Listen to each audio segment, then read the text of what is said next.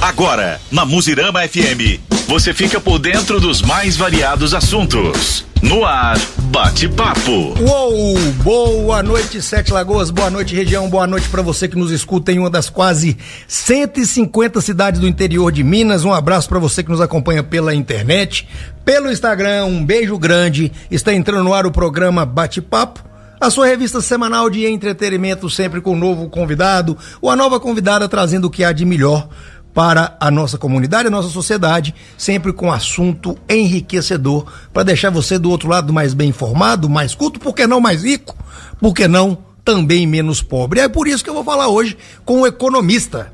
O meu entrevistado de hoje, ele é advogado especialista em direito bancário, economista pós-graduado em direito cooperativo, supervisor jurídico do Sicoob Credicet e certificado Ambiama CPA 10. Eu acho que eu vou começar a nossa entrevista por isso aqui. Hoje eu vou conversar com o doutor Denis Abreu. Tudo bem, doutor? Seja bem-vindo ao programa Bate-Papo. É um prazer te receber, ainda mais um momento econômico tão estável. Bem-vindo. Boa noite, agradeço o convite, agradeço a Muzirama por abrir essa porta aqui para mim. Eu fico muito feliz de estar na rádio que eu ouvi durante tanto tempo, escutando o Guará, que foi uma referência na minha vida. Eu agradeço muito a você essa oportunidade. Vamos bater um bate-papo aqui, a gente conversar sobre essa situação da economia atual, qual que é o cenário que a gente prevê para o futuro aí e como as pessoas podem buscar um planejamento para ter uma vida melhor nesse momento, né? Pô, doutor, mas você falou do Guará aí, você remeteu muito tempo, eu não sou dessa época, né? Eu sou mais novo, eu sou da época da Babalu pra cá, mas você falou uma coisa muito interessante aí sobre a questão, como vai ser nosso futuro. Mas eu acho que mais importante no futuro é até o presente, né? As pessoas estão muito inseguras, essas questões de instabilidade, mas eu preciso antes saber o que é certificado Ambiama CPA 10? Então, Júlio, na verdade, esse certificado Ambima CPA 10... Ambima? Que a Ambima é um órgão que regula... Eu conheço IBAMA. A Ambima regula as pessoas que podem atuar no mercado financeiro, sabe? Assim como todos os profissionais que atuam em áreas específicas, como o professor de educação física que tem que ter seu registro, o médico que tem que ter o registro também, toda pessoa que opera no mercado financeiro tem essa obrigação, né? Para prestar um serviço adequado, para prestar um serviço de forma pontual para as pessoas, tem que ter essa certificação. Então, essa certificação CPA 10 é uma certificação que me permite, né, trabalhar produtos financeiros e dar um auxílio para as pessoas que necessitam de um crédito, de uma orientação nessa área. Mas isso é o quê? É excesso de dinheiro? É excesso de tempo? Porque você é advogado em direito bancário, um dos poucos que eu conheço, economista e ainda tem certificação para atuar no mercado. Então você joga para todos os lados do mercado financeiro, você conhece todas as pontas aí. Então, Juninho, uma coisa que eu sempre acreditei, que para a gente prestar um serviço adequado, a gente tem que estar muito bem preparado, né? E toda essas certificações, os cursos, né, e a faculdade que eu fui fazendo foi justamente nesse sentido, né, de buscar me preparar para prestar um serviço adequado para as pessoas que eu tenho contato no dia a dia e para a instituição financeira que eu trabalho. Por isso, tantos cursos, né, e essas certificações nesse sentido. Inclusive você, supervisor jurídico do Sicoob Credicet, que eu imagino que seja a maior cooperativa de crédito aqui da nossa região. Vou começar te perguntando isso aí, qual que é a diferença aí de cooperativa para banco, para banco digital, tem alguma diferença? Não, existem grandes diferenças, né? A gente pode falar assim que existe uma diferença muito grande entre as instituições financeiras bancárias, né, que são os bancos que a gente conhece, e as cooperativas de crédito, né, que são cooperativas que estão mais próximas das pessoas e são mais próximas no dia a dia e conseguem oferecer produtos financeiros de forma mais adequada e de forma mais pontual para as necessidades dos seus associados. Muitas vezes, né, a gente vê essas grandes instituições financeiras, né, onde elas abrem agências em determinados locais e depois fecham sem muita responsabilidade social, e as cooperativas de crédito vêm no sentido contrário, né? É uma cooperativa que busca gerar riqueza ali e deixar a riqueza dentro do município, né? Eu acho que as cooperativas cresceram muito. Até há uns anos atrás eu acho que as pessoas tinham um pouco de receio, mas hoje essas cooperativas Sicoob, Sicredi, algumas delas, acho que são as duas principais, elas são inclusive maiores que muitos bancos pequenos, né? Então, a gente tem percebido que tem existido uma lacuna, os bancos grandes, né, têm deixado uma lacuna muito grande nos municípios pequenos, né? E as cooperativas de crédito, elas vêm justamente para atender essas necessidades, né, locais e pontuais, e para prestar um serviço de forma mais adequada, mais próxima dos seus associados. Há uma grande diferença que existe, né, entre as cooperativas e as instituições financeiras bancárias, diz respeito a essa situação, né? Porque na cooperativa o associado é dono da cooperativa, né? Ele tem o capital social dele, ele tem direito a votar, ele tem direito a opinar, e a voz dele é ouvida. Enquanto nessas outras instituições a gente percebe que é só para atender às necessidades dos acionistas, né? O lucro das pessoas que querem, né? E na cooperativa a gente tem esse diferencial, né? De ser uma coisa regional e de quem é associado ser dono da cooperativa. Você está olhando, o Marcos está olhando aqui a parte técnica, o Instagram está com problema, Marcos? O dele não está conseguindo acessar. Ele está com a live? Ele está fazendo uma live. Não, então bom, o que a gente está falando? Pessoal do Instagram, o doutor Denis Abreu está fazendo uma live de lá, então você vai ter que pegar 2 celulares, assiste uma live minha, uma dele, mas ele está transmitindo lá. Então, beleza. Bom, doutor Denis, então vamos falar sobre o momento atual, né? Nós estamos vivendo um momento agora de instabilidade econômica, aumento inesperado de várias taxas de juros, aumento do dólar e, consequentemente, imagino eu, o aumento no inadimplemento. Juninho, a gente tem percebido, né, que as pessoas têm cada vez tomado mais crédito. E isso é uma situação que tem aumentado, as pessoas têm tomado crédito e muitas vezes esse crédito que a pessoa toma num momento desnecessário ou que toma o crédito sem um planejamento, a possibilidade desse crédito virar inadimplente é muito grande, sabe? E como a gente tem visto uma enxurrada de crédito no mercado, a gente acredita, né, que a tendência é que a inadimplência no curto e no médio prazo aumente um pouco, né, diante desse cenário, de tanto crédito que a gente teve. Como você está de todos os lados da cadeia, né, como você é supervisor jurídico de um banco, eu entendo que você não só advoga para um banco. Se você é supervisor jurídico, você quer principalmente receber da forma mais onerosa possível, porque o banco também não quer processo. Você tem algum número da atualidade hoje da questão do endividamento no Brasil, como ele está hoje, percentual? Você tem alguma coisa que você pode mostrar para a gente? Ô Juninho, os dados do Banco Central, eles têm uma defasagem de 3 meses, né? Porque o Banco Central considera crédito inadimplente as parcelas quando tem com mais de 90 dias. Então, os últimos dados que a gente tem é do fechamento do fim de 2024, né? Mas é bom que a gente já fecha o ano, né? Nesses dados aí, a gente conseguiu perceber o seguinte, que teve uma elevação muito grande das pessoas com créditos em aberto, inadimplentes. E também teve uma elevação muito grande das famílias, né, que tomaram crédito, né? A gente percebeu que no último relatório, por volta de 48% das famílias estavam endividadas, né? Não quer dizer que todas estavam com créditos inadimplentes, mas estavam endividadas naquele momento. Então metade da família brasileira está endividada. Qual que é a diferença de inadimplente para endividado?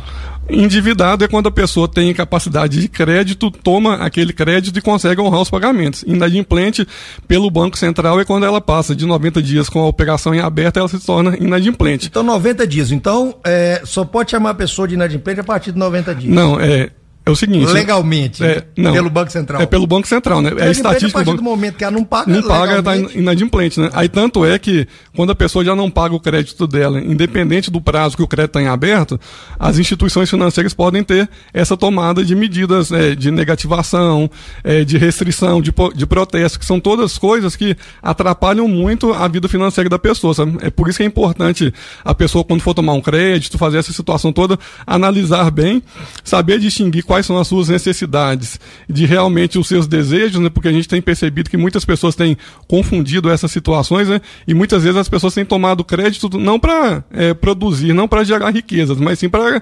consumir, né? E esse consumo no curto prazo é um perigo muito grande, né? Porque a chance da pessoa depois não conseguir honrar esse compromisso e até atrapalhar a vida futura dela se torna muito grande. Por isso, quando a pessoa for tomar um crédito, é necessário analisar e pensar bem nessa situação.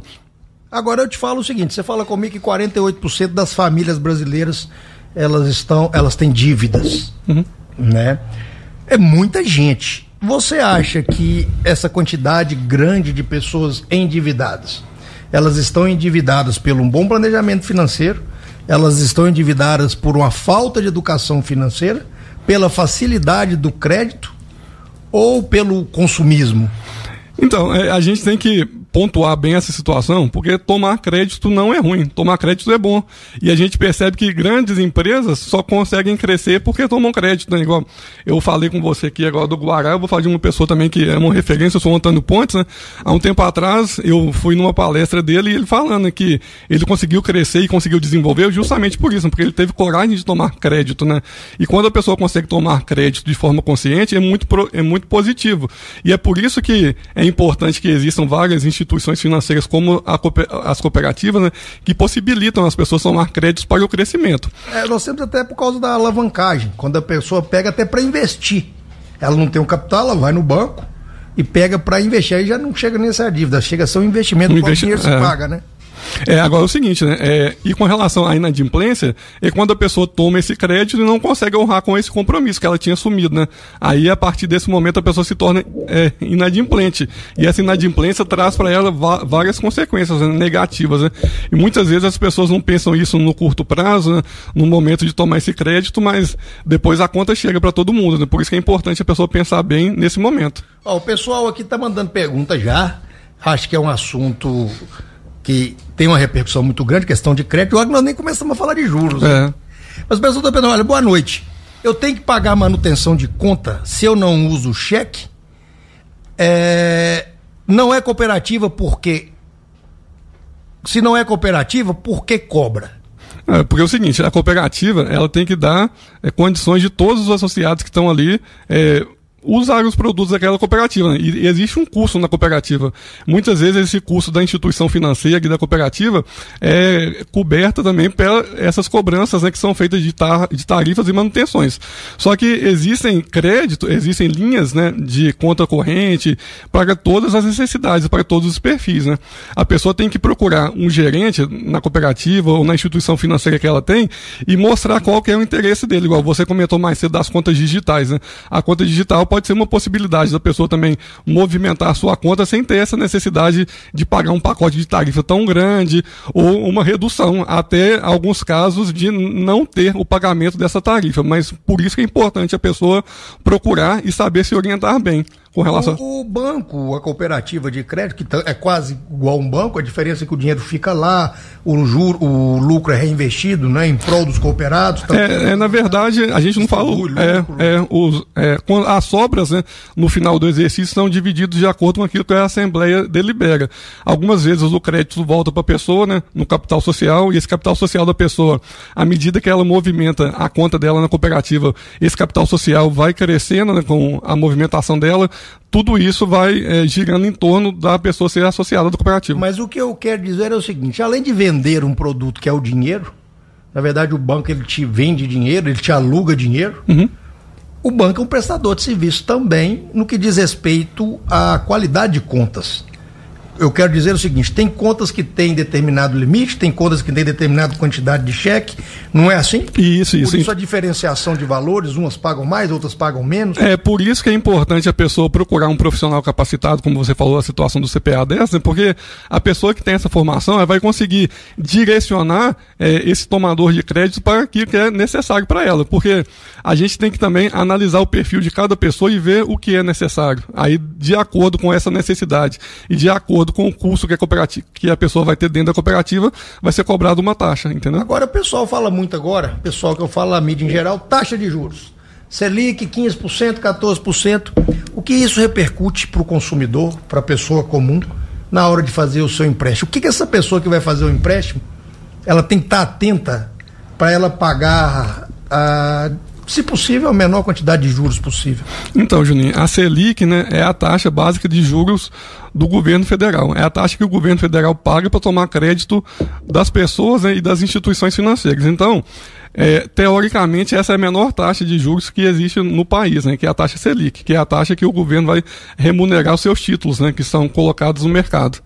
Essa taxa influencia muito quando a pessoa vai tomar crédito, né? Porque toda instituição financeira, quando vai fazer essa operação, ela vai basear o seu retorno em cima dessa taxa, porque assim, muitas vezes, se a taxa Selic estiver muito alta, é melhor para essa instituição alocar o dinheiro nos títulos públicos do que correr o risco de emprestar no mercado, né?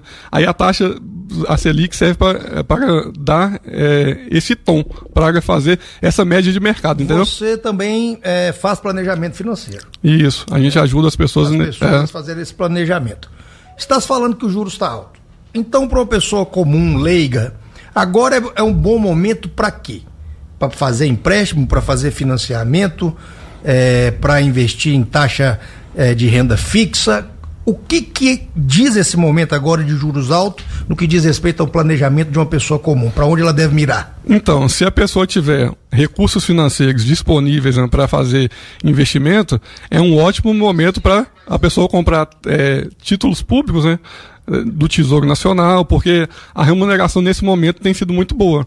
E o risco é muito pequeno, né? A gente vê que hoje em dia a gente tem uma cultura ainda da poupança no Brasil, que todas as pessoas consideram a poupança um investimento seguro e fixo, né, que dá um retorno mensal, mas esses títulos públicos, né, do governo remuneram de forma mais adequada, remuneram de forma mais pontual as pessoas, sabe? E muitas vezes as pessoas não fazem esses investimentos por desconhecimento, né? A gente tem também as letras de câmbio, né, que são operações que as pessoas podem tomar dentro das instituições financeiras que elas têm conta, né, e adquirir esses produtos, que são produtos que a liquidez é muito grande, né, que a liquidez seria a capacidade de transformar aquele recurso em dinheiro.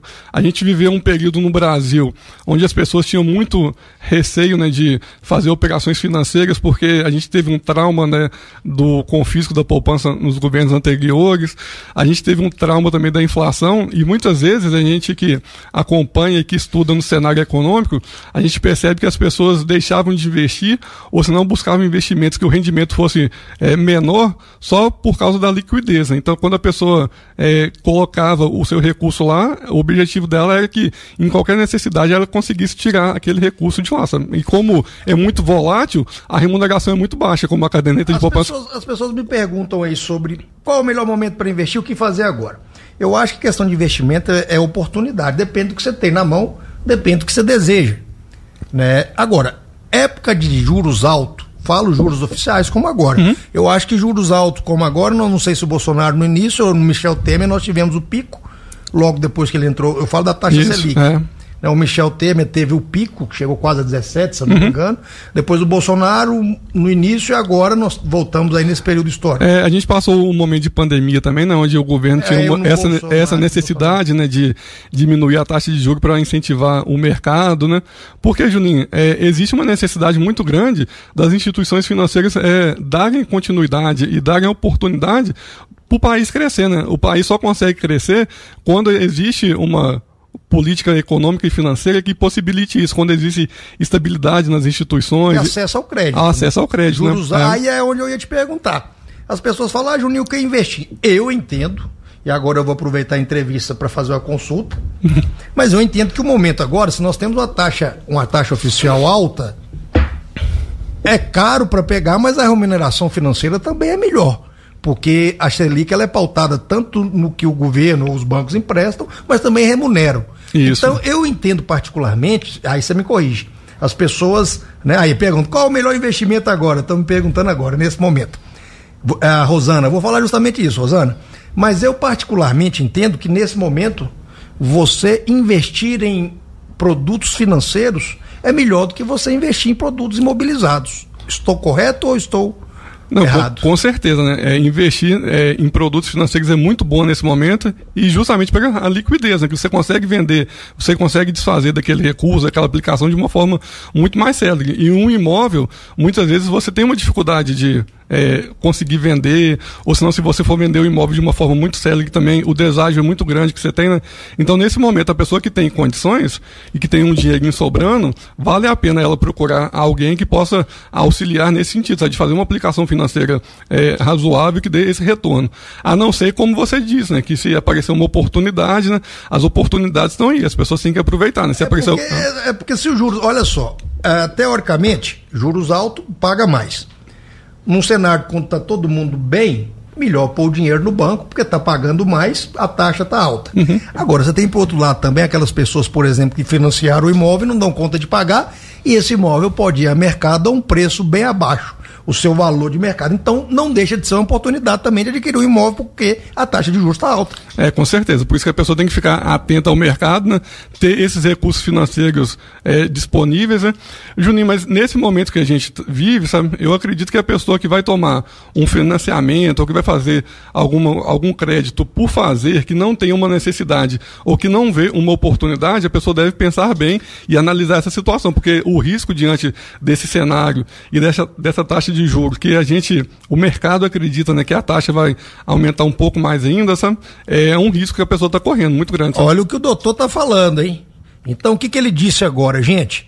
Agora é hora de ter dinheiro na mão. Segundo ele falou, agora é hora de você aplicar o seu dinheiro. Isso. E se puder evitar financiar, eu também penso muito isso. Você que é advogado, economista é uma ciência, diferente do que as pessoas acham, economia é uma ciência humana. E é natural, períodos eleitorais, o governo interferir para baixar a taxa de juros, até porque o cenário econômico favorece. Nós temos ano que vem um ano eleitoral. Eu, Juninho, acho que agora é hora de segurar o dinheiro, aplicar no banco, e ano que vem a tendência é a taxa cair, quem for financiar o ano que vem. Você concorda com essa lógica? Não, eu concordo e vejo o seguinte, né? Como você disse, né, a ciência econômica é uma área muito ligada às ciências humanas, né? E dentro das matérias que a gente estuda na faculdade, a gente estuda uma história muito profunda, né? Vendo como que os cenários se repetem, né? E a gente cíclico, né? E a gente vê que na economia nada surge de novo, né? Que as coisas são cíclicas, né? E essa situação que você está comentando do ano eleitoral, dessa capacidade do governo alocar dinheiro no mercado, a gente vê que isso é uma tendência histórica, né? Que ocorre no Brasil e em grandes economias capitalistas, né? A gente vê que nesse momento o governo tem essa possibilidade de fazer essa alocação de recursos, né? E as famosas pedaladas da Dilma. E quando a pessoa pode aguardar esse momento, e quando a pessoa pode esperar a oportunidade, né, de tomar crédito, de buscar esses recursos, eu acho que é muito interessante, sabe? A gente estava passando um cenário, igual você comentou, de taxa de juros muito baixa, né? E muitas vezes também o governo busca incentivar alguns produtos, né? A gente viveu uma época atrás que onde ele paga mais? Não, porque assim, ele dá condições melhores de financiamento, né? Igual a gente passou um momento que as placas de energia fotovoltaicas tinham um momento muito bom, né, para financiar, né? E muitas vezes pela falta de energia que tinha e pelo risco de apagões e pelo risco de falta de energia, o governo viu nessa situação uma oportunidade, né, de tentar diminuir esse consumo de energia, possibilitando, estimulando as pessoas, baixando os juros, sabe? Aí as pessoas têm que ficar atentas justamente nisso, né? Qual que é a necessidade daquele momento, né? Qual que é a necessidade? Nunca pensei nisso. Existe, o que ele está dizendo, gente, é que você quer investimento em determinados momentos da sociedade, por exemplo, agora mesmo, quando eu saí de casa, estava acontecendo uma reunião do governo com os principais atacadistas, varejistas, para tentar conter o preço aí alto do aumento das coisas. Ficar atento, porque provavelmente vai sair algum incentivo nesse sentido. Na parte da cadeia, ou do transporte, igual tributação, né? Uma coisa, Juninho, que a gente percebe hoje em dia, até mesmo com relação aos veículos, né? A gente tem visto que os veículos que são de energia elétrica, os híbridos, né? Existe um incentivo, uma taxa de juros muito mais, uma taxa de juros menor, né? Para que compre esses veículos, né? Porque a gente percebe, né? A economia como um todo percebe que os combustíveis fósseis, né, cada vez mais estão mais escassos, né? Então, a tendência deles é elevar o preço. Por isso existe nesse momento atual um incentivo para as pessoas comprarem os carros elétricos, os carros híbridos. Eu descobri esses dias agora que o governo de Minas Gerais ele tem um grande incentivo para empresas de tecnologia, inclusive tributário. Então as pessoas às vezes não sabem para onde ir. Mas eu tenho que repetir a pergunta aqui, da Rosana Maciel. Eu te enrolei bem para você pensar. Qual é o melhor investimento agora, nesse momento? Tem uma resposta? Depende da necessidade de cada um, né? Juninho, investimento não é uma receita de bolo, né? Que você pode pegar uma mesma receita e aplicar para várias pessoas, né? Vai depender das necessidades da Rosana, vai depender do que ela tem para o futuro, vai depender da faixa etária dela e de qual que é a perspectiva dela, né? Porque a gente não pode vender para uma pessoa determinado produto e o mesmo produto para outros. Né? E uma das grandes coisas que a gente percebe nas cooperativas de crédito é justamente essa atenção, esse carinho quando a pessoa vai tomar esse crédito ou vai fazer esse investimento, porque as coisas são feitas para aquela pessoa, né? E muitas vezes nas grandes instituições a gente percebe que existe uma coisa massificada, né? Que a pessoa chega lá e ela não consegue mudar aquele investimento, ou senão ela fica durante muito tempo fazendo um investimento num produto que o retorno é muito baixo, até menor do que a caderneta de poupança, mas muitas vezes isso é feito porque o gerente tem que bater sua meta, porque a agência tem que cumprir suas obrigações, né? Por isso que é importante, quando a pessoa for buscar esses recursos, né, ou for alocar a sua aplicação, Rosana, você mostrar para o seu gerente, mostrar para a pessoa que vai te entender qual é a sua necessidade nesse momento. Nós temos questões também como, por exemplo, carência, né? O tempo que seu dinheiro vai ficar travado, isso tudo repercute na rentabilidade, forma de garantia. Agora vamos de trás para frente. O que não investir? Poupança? Então, a poupança é um investimento que o rendimento é muito pequeno, né? Se você não tiver uma outra possibilidade, que hoje em dia existem N possibilidades em várias instituições financeiras, você deve deixar a poupança por último, né? Porque é um investimento que o seu retorno sobre ele é muito baixo. E todos os benefícios que a poupança te dá, outros investimentos que você vai fazer também vai te dar, né? Que é a liquidez, que é essa capacidade de sacar o dinheiro de forma imediata e até mesmo com relação ao pagamento de impostos, né? Aí vai depender do percentual de quanto que a pessoa vai fazer essa aplicação. Por isso que eu torno a repetir, né, que é muito importante a pessoa procurar alguém que possa orientá-la e capacitá-la para tomar essa decisão. O tal do título de capitalização era muito comum na época do Bamerindos, tinha sorteio no Faustão. Título de capitalização, recomenda? Juninho, se um produto para ser vendido, ele precisa pagar algum prêmio ou fazer algum sorteio para uma pessoa, você pode ficar atento com esse produto, né? Porque se ele fosse tão melhor bom, comprar. Mas aí a gente vai pro consórcio. Consórcio é ruim? Não, consórcio é um excelente produto, a depender da necessidade da pessoa. Por isso que eu falo mais uma vez, né? A gente tem que analisar a necessidade de cada pessoa, né? O consórcio para aquela pessoa que não tem necessidade urgente de ter o bem, que pode esperar, que pode se planejar, é um investimento muito bom. Porque o consórcio, a pessoa não paga juros, né? Ela paga uma taxa de administração.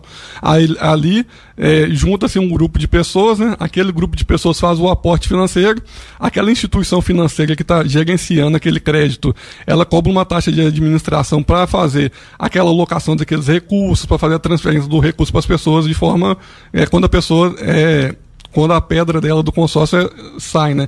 Então, por isso, a pessoa não paga taxa de juros. Então é bom consórcio. Produto o consórcio? É bom produto. O banco faz isso? Faz, igual a cooperativa que eu trabalho, né? A gente tem essa linha de crédito, né? A gente tem vários produtos, né? A gente tem uma carteira de consórcio muito grande, a depender das necessidades. A gente tem consórcio de viagem, a gente tem consórcio de produtos de médicos, né? Até para a pessoa fazer uma cirurgia, tem produtos. Então eu achava que consórcio era só carro, que era o mais tradicional, e dinheiro. Não, existe consórcio de imóveis, né? Existem vários consórcios, né? A depender das necessidades da pessoa. É por isso que a gente torna a repetir, né? Que vai depender da necessidade de cada um. Mas existem... Pois é, mas eu acho que é mais um perfil, né? Você falou assim, uma pessoa que não precisa de dinheiro, tem a questão do lance. Quem que você recomendaria? Que perfil você recomendaria uma pessoa para fazer um consórcio? Uma pessoa que pode se planejar, que não tem necessidade do bem naquele momento presente e que tem essa educação para poder fazer os pagamentos de forma correta, né? Porque também a pessoa não pode comprar um consórcio só na empolgação e depois ver que aquele consórcio não vai atender ao perfil e à necessidade dela. Então ela tem que ter paciência. Tem que ter paciência. E não ser imprudente. Isso. Porque então, pela lógica do consórcio, primeiro que entra a questão da sorte, que você pode ser sorteado, que é uma variável que não depende da lógica. Mas é uma pessoa que, pelo que você me falou, então, se a pessoa ela tem o dinheiro da parcela, ela vai parcelar um bem e, teoricamente, ela vai pagar menos juros do que ela financiasse. É isso? Isso. Na verdade, a pessoa não vai pagar juros, né? Vai pagar uma taxa de administração. Quando você pegar aquela parcela que a pessoa está pagando por mês, pela quantidade de meses, você vai ver que no final o montante vai ser muito próximo daquilo que... Do valor do bem. Do valor do bem. Não Olha vai ser, só, aí aprendi. Então a pessoa que ela, porque a vantagem do financiamento é que a pessoa tem um bem de imediato. De imediato, né? E muitas vezes, Juninho, é o seguinte, a economia funciona assim, ó. Quem tem pressa paga para aquele que não tem, né? E o dinheiro funciona desse jeito. Aprendi o consórcio. Então o consórcio eu estou mastigando aqui porque eu mesmo tinha essa dificuldade. Então qual seria o consórcio? O cara não tem um total, mas tem um valor fracionado. Porque se você for fazer o financiamento, para você ter o bem agora, se custa 200, no final você vai pagar 500. No consórcio não, mas você também não recebe o bem agora. Você tem essa situação de ter que aguardar, né? Ou sim, se você tiver sorte. Mas isso é uma variável. Que não depende da lógica. Agora, já que a gente entrou nesse assunto, mandar um abraço aqui pro Márcio e também pro pessoal da Quadrilha Poeirinha. Quadrilha Festa Junina, né? Olha só, hein? Não me compromete, não. Mas vamos lá. Eu sei que tem diferença na forma do financiamento.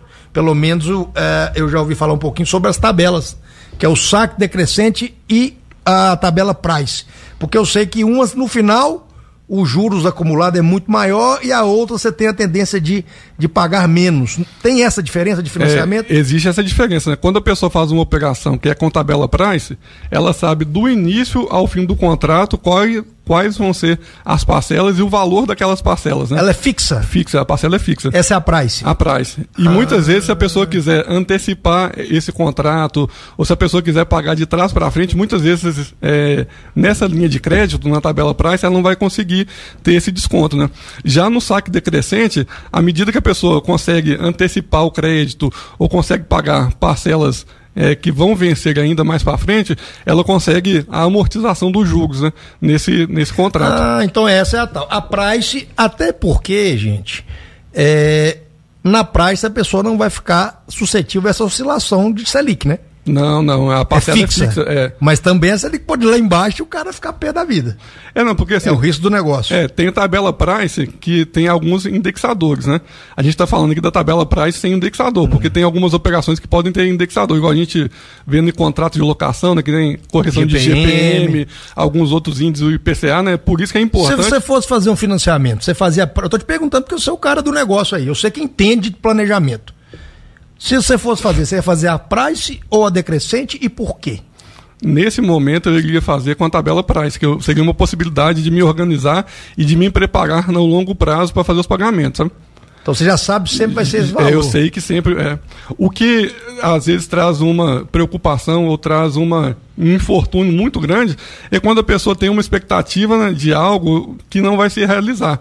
Aí, se você espera alguma coisa, eu vou receber um dinheiro, eu vou fazer alguma coisa para amortizar, é uma situação que você fica muito temerário, entendeu? Por isso que você tem que ter certeza. Entendi. Então, por exemplo, a tabela price é aquele cara que tem certeza que ele vai financiar até o final. Isso, que vai ter condições de pagar aquela parcela do início ao fim. Isso, fixa. Agora, a tabela decrescente é aquele cara que fala, se aparecer um dinheiro maior, eu tenho desconto. Isso, a gente vê isso com profissionais liberais, né? A gente vê isso muito com... Eu estou explicando que a pessoa vai fazer financiamento e nem sabe o que está fazendo. Então ela não... Porque ela pode receber um dinheiro e abater e pagar menos juros. Pode sim. Isso aí vai depender muito do perfil da pessoa. Se a pessoa é um profissional liberal, que tem essa capacidade, que tem essa possibilidade de ter retornos financeiros, né, no curto prazo, no médio prazo, vale a pena ela analisar essa situação do saque decrescente. Agora, se a pessoa tem um trabalho formal, é um funcionário público, né, que tem essa situação, dessa certeza e que sabe que o salário dele, todo mês, que os rendimentos vão ser aquele, é uma coisa que vai te atender de uma forma muito mais adequada. Mas tem uma coisa ruim nesse decreto, porque a tabela price, o bom é que ela é fixa. Agora, qual que é a parte ruim da decrescente? Ela fica suscetível à oscilação? Não, como eu falei, né? Vai depender do indexador, né? Porque tem algumas operações que são feitas com indexador, né? A indexador da Selic, indexador do IGPM. Aí a pessoa tem que analisar essa situação, se a tabela dela é um saque decrescente ou se tem, naquele momento ali, algum indexador. Uma coisa, Juninho, que a gente percebe na prática, né? Que muitas vezes as pessoas, quando vão fazer uma operação de crédito, a única e exclusiva preocupação da pessoa é o valor da parcela. E muitas vezes a pessoa esquece de todos esses contextos, né? Se existe ali um indexador, se existe ali... Por isso que eu estou insistindo. A pessoa fala em financiamento, ela preocupa a grande maioria. A que tem a educação financeira, não. Mas a grande maioria, qual é o valor da parcela? E até isso ela procura. Tudo bem, você pode preocupar com o valor da parcela, mas você pode olhar, existem outras possibilidades, caso você antecipe, da sua parcela ter desconto. Isso. E muitas vezes a pessoa só fixa no valor da parcela e esquece até a quantidade, né? Porque muitas vezes a taxa de juros que os contratos têm, ou que a pessoa assina ali naquela empolgação na taxa de juros, é uma taxa de juros que está muito acima do mercado, que está muito acima da média do mercado. A conclusão que eu estou chegando é que o cara vai no banco, primeiro chama o doutor Denis e depois vai sem pressa. Com certeza, né? Porque vai sem pressa. A pessoa não pode fazer nada assim, no supetão, como é dito atualmente, né? A pessoa tem que pensar e analisar essa situação, porque é uma coisa que você vai carregar ali por um período muito longo, né? Aí você tem que ter essa noção, você tem que ter esse conhecimento, né? Para que nada te pegue de surpresa, negativamente. Né? Agora, eu quero entrar em outro assunto. Leilão de imóvel e leilão de automóveis. Mas eu falo leilão porque muito se fala que é excelente negócio em arrematar esses bens dos bancos. Eu queria saber como funciona, aonde ter acesso a esses bens, porque até onde eu sei, são bens que as pessoas financiaram, né? Na verdade, quando a pessoa financia o bem, ela não é dona. Isso. Né? Ela tem a posse, mas o banco é o dono até que se conclua o pagamento. Isso. As pessoas não pagam e esses bens vão a leilão. E como o negócio do banco é dinheiro, isso costuma, o banco para ter liquidez, costuma levar esses bens num preço até abaixo do valor de mercado. Como funcionam esses leilões? Como ter acesso a esses leilões? O que é real de fato e se é realmente um bom negócio? Então, é um excelente negócio, né? Porque a pessoa está adquirindo um bem com uma taxa de juros, com uma condição muito adequada. No nosso caso mesmo, no Cicobi Credit 7, a gente tem alguns bens, né, que a gente conseguiu apreender e ter a posse e a propriedade desses bens, e no nosso site, né, esses bens estão lá para leilão, para venda direta.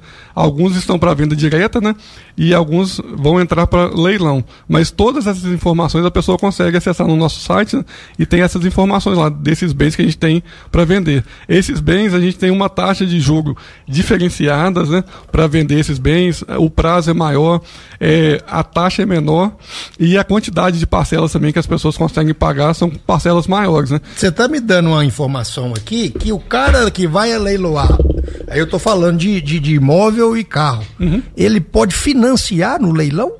Esses bens que a gente tem, né, a gente consegue vendê-los. Eu arremato e já financio no leilão, é isso? Isso, financia. Aí o bem continua, nesse caso, se a pessoa financiar conosco o bem continua alienado à cooperativa. Quando a pessoa fazer o pagamento e a quitação desse bem, o bem é transferido à posse e à propriedade para a pessoa. Porque é uma informação nova, as pessoas acham, a grande maioria acha que tem que arrematar na hora, então. E não, às vezes ela tem que dar só um sinal. Isso. A pessoa tem essa possibilidade. Carro também? Carro também. Atualmente a gente tem tido menos veículos, né, para vender, e a gente tem tido uma quantidade maior de imóveis, né? No momento, acho que no site a gente não tem nenhum carro para vender, mas mas imóveis a gente tem alguns ainda. Você é advogado também, pela legislação processual, o imóvel ele pode ir até a 51% na segunda chamada. É assim que funciona? Nesse caso, né, quando a pessoa toma... Só explicar para o pessoal, o que isso quer dizer, gente? O bem leiloado, num processo comum, ele vai a leilão. Se ele não for arrematado, o juiz pode dar um desconto, né, que ele pode chegar em alguns casos até quase a metade para a segunda chamada. É assim? Isso, mas nesse caso específico, né, a gente fala mais dos bens que são tomados através da alienação fiduciária, né? Que muitas vezes esse procedimento da alienação fiduciária, o bem, a gente nem precisa entrar com um processo judicial, o processo é todo feito via cartório, né? E esses procedimentos são feitos via cartório e o leilão acontece no site, né? Pois tem esse desconto? Tem um desconto muito grande. Eu falo por isso que aí é o bom negócio. Porque o bom negócio não é só o financiamento. O bom negócio é que você pode comprar um bem que vale muito por um valor bem abaixo do mercado. É isso? Isso é real? Isso é real. É real, as pessoas podem fazer isso. Por isso que a pessoa tem que estar atenta, igual você me perguntou mais cedo, né, sobre de onde a pessoa alocar os recursos e de onde ela fazer seus investimentos, né? A gente está aqui abrindo as possibilidades e mostrando para as pessoas mais essa possibilidade, né? Que é uma coisa concreta da pessoa ter... O cara tá com muito dinheiro lá, aí o cara às vezes quer comprar um imóvel, você como planejador financeiro, olha, por que você não vai para um leilão? Você pode comprar um imóvel até metade do preço.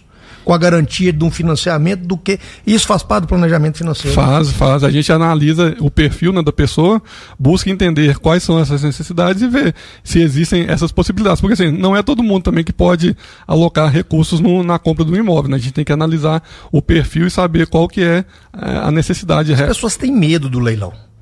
As pessoas têm medo. Não sei se é porque é a cultura.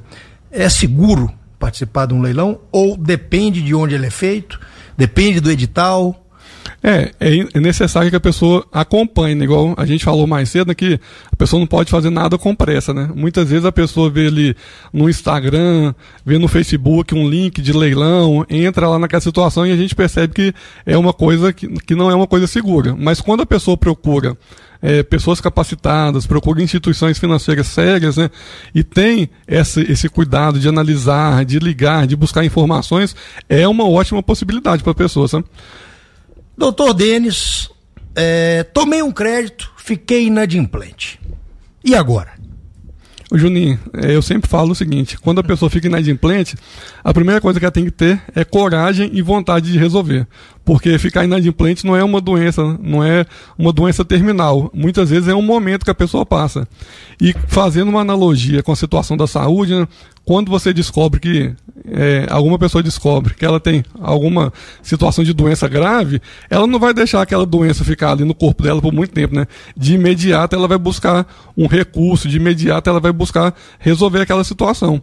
Eu entendo que quando a pessoa tem uma vida financeira desequilibrada, que está passando por um momento de inadimplência, a primeira coisa que ela tem que buscar é resolver essa situação, porque quanto mais ela deixar aquela situação parada e quanto mais ela empurrar aquela situação para debaixo do tapete, quando essa dívida sair debaixo do tapete, vai ser uma coisa muito grande, sabe? Nós vamos falar sobre planejamento financeiro, eu também quero falar sobre reestruturação de dívida. Não sei se tem esse termo. Eu estou indo dos dois lados da moeda, porque para mim planejamento financeiro é quando a pessoa está querendo investir de forma organizada. E não sei se existe reestruturação de dívida, é quando você falou aí agora, que o cara está devendo e ele quer organizar, porque para você sair da dívida deve ter uma forma organizada, ao invés de ficar passando cheque especial, cartão e assim por diante. Mas eu quero falar um pouquinho sobre juros abusivos, é uma das perguntas que eu mais recebo aqui no programa sábado. Juninho, eu comprei isso, sei o quê, juros abusivos. O que é juros abusivo e quando o juros é abusivo? Então, Juninho, isso é uma situação que os consumidores também têm que tomar muito cuidado, porque muitas vezes a pessoa acaba tomando uma operação de crédito, fazendo uma compra, fazendo uma aquisição financeira, né? E muitas vezes, posteriormente, ela tenta discutir o juro, né? E falar que o juro é alto. Mas muitas vezes, esse juro está dentro de uma taxa média de mercado, né? Que as instituições financeiras cobram, né? O Banco Central disponibiliza essa situação e mostra que existe uma taxa média de juros, né? Faz uma média de todos os bancos e pega essa taxa, sabe? Aí muitas vezes a pessoa que se diz ser vítima de juros abusivos, ela está pagando um juro normal de contrato, está pagando uma coisa normal. E muitas vezes, em vez dela tentar resolver uma situação, de partir para essa situação, né, de ter coragem de resolver, muitas vezes ela busca um recurso, busca sanar o problema dela de uma outra forma e muitas vezes isso acaba sendo mais prejudicial ainda, né? Então você está me dizendo aqui que não existe uma tabela de juros e que os juros ele é determinado pelo mercado bancário e ele só será abusivo quando ele estiver acima do mercado que o sistema bancário determina? Isso? Isso mesmo. E muitas vezes se vende, né, essa ilusão de que a pessoa foi vítima de juros abusivos, foi vítima dessa situação e muitas vezes... Não tem teto para juros? Não, com relação às instituições financeiras, não, né? A pessoa antes tinha a chamada, as pessoas têm muito isso na cabeça da lei da usura, né? Mas não é uma coisa que está atual, é uma taxa média de mercado que é feita para analisar essa situação. Tá? Companheiro. Então quer dizer que na hora que você for fazer um financiamento, você tem que pegar a média aí, porque se juros de mercado, então você tem que fazer uma média aí, por exemplo, das 3 principais instituições para saber se os juros está alto ou não, é isso? Isso mesmo. A pessoa tem que ter essa noção, né? É como você vai comprar um produto no supermercado, né? Você vai lá, olha um produto, olha um preço, olha outro e depois você vai descobrir qual que é a média daquele preço, né? Então, as pessoas eu acho que as pessoas fazem uma confusão com consumidor. Isso. Né? Porque o consumidor ele tem a taxa de multa de 2%. Isso mesmo. E não tem nada a ver com o banco. Não, com relação a isso não. Sabe? Aí a taxa de juros que é cobrada, né, que é pactuada, e o contrato faz lei entre as partes, né? As pessoas têm que observar essa situação. Então eu acho que essa é a informação mais importante da noite para você que está do outro lado de casa aí. É porque eu recebo muitas pessoas falando, enche a boca para falar de juros abusivos, porque o cara vai comprar uma televisão. Agora, não confunda banco com loja. Isso. Loja é consumidor. Por isso que hoje as próprias instituições de varejo, elas têm uma financeira separada, né? Isso. Para entrar no... Porque os juros de instituição financeira, ele não tem limite. Isso mesmo, Juninho. E muitas vezes, Juninho, uma coisa que eu percebo é o seguinte, a gente não pode transferir os nossos problemas para as pessoas, né? A gente tem que pegar os nossos problemas e assumir essa situação. Se muitas vezes eu contratei, se muitas vezes eu fiz, e se eu utilizei aquele crédito, agora eu não posso tentar, por um meio legal ou por um meio jurídico, tentar me esquivar dessa obrigação, que além de ter que pagar o contrato, muitas vezes também eu vou ter que, as custas do processo, a sucumbência... Nomínio Serasa, custa do processo, advogado. Então, falta 7:08. Não deu tempo de eu falar, porque eu estou tão curioso com esse assunto. Porque nós viemos falar de banco, de tudo, mas eu acho que são dúvidas latentes. Eu queria que você falasse, já que é sua especialidade, o que é um planejamento financeiro e para quem ele é destinado? Pessoa física, pessoa jurídica, qual é a vantagem? E se tem como contratar isso? Tem, Juninho. Muitas vezes, né, as pessoas pensam que um planejamento financeiro, que uma educação financeira é só para aquelas pessoas que têm muito recurso, né? A pessoa fica falando, eu vou esperar eu ter um salário muito alto, eu vou esperar eu ganhar um prêmio da loteria para eu buscar fazer um planejamento. E muitas vezes, né, quando a pessoa deixa isso sempre para depois, ela acaba entrando no hábito de ter uma vida financeira desequilibrada, né? Por isso que é necessário, mesmo que a pessoa tenha poucos recursos ou que ela... naquele momento ainda não tenha tudo que ela sonha, é necessário que ela busque esse planejamento, é necessário que ela busque essa educação para criar esse hábito positivo, né? Para criar esse hábito... Mas como é que é essa didática aí? Por exemplo, eu vou te procurar para fazer um planejamento financeiro. Se eu estou te procurando é porque eu sei o mínimo. Nós vamos sentar, você vai olhar meu perfil, como é que é isso? Então, Juninho, é assim, a gente senta com a pessoa, analisa as receitas dela, analisa a despesa, que muitas vezes a pessoa tem despesas que ela desconhece, né? A pessoa gasta dinheiro de forma sem saber onde está gastando, sem saber onde está colocando aqueles recursos, e muitas vezes, né, esse dinheiro que é gasto sem a pessoa saber, sem a pessoa ter noção do que está acontecendo, e muitas vezes aquele dinheiro que falta para fechar o mês, e muitas vezes aquele dinheiro que falta para a pessoa conseguir realizar seu sonho. Por isso que quando você busca uma pessoa que te auxilia, você busca uma pessoa que te orienta com relação a isso, é feita essa anamnese. Como você vai no médico, o médico vai te perguntar o que está acontecendo, quais são as suas situações, quais são os seus problemas, sabe? E muitas vezes, Juninho, a gente vê que essa falta de planejamento financeiro, essa falta de educação, reflete na vida patrimonial da pessoa. Aí muitas vezes é uma coisa que o economista começa a trabalhar, e muitas vezes depois é uma coisa que passa para o advogado resolver, porque aquela pessoa se endividou tanto, aquela pessoa... Então deve ser bom demais, porque você é os dois, né? Você já vê os dois. Mas é por isso que eu te trouxe, porque você, além de ser especialista em direito bancário, e eu te trouxe porque você é responsável pela maior instituição da região, mas o economista e o advogado são dois nortes diferentes. O advogado quer processo, o economista vai para finanças, né? E aí a gente quer isso, né? Analisar a pessoa como um todo, né? Não é só ver o lado financeiro também, e não é só ver o lado do direito, porque muitas vezes, enquanto advogado, você consegue resolver uma situação da pessoa ali, mas você não resolveu o problema. E o cara é advogado, é bom advogado, tá devendo mais que você, né?